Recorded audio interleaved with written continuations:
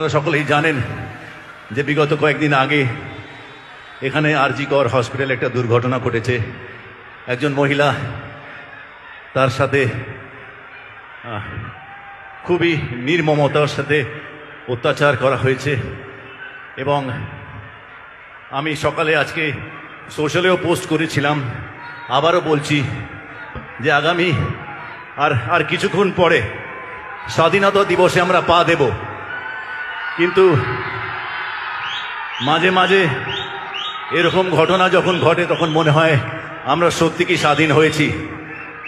তো তাই আমাদের হাতে যতটুকু আছে, আমরা এখানে উপস্থিত যারা আছি তারা সকলেই সেই মহিলা, তার পরিবারের প্রতি, তার আত্মীয় পরিজনের প্রতি আমরা যদি তার পরিবারের শান্তি কামনার জন্য, আমাদের রাজ্যের শান্তির কামনার জন্য 1 মিনিটের জন্য যদি নীরবতা পালন করি, আমার খুব ভালো লাগবে।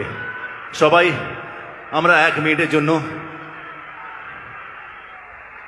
Thank you very much, thank you, আমরা 1 মিনিট নীরবতা পালন করছি। একটু টাইম দেখে নিও প্লিজ।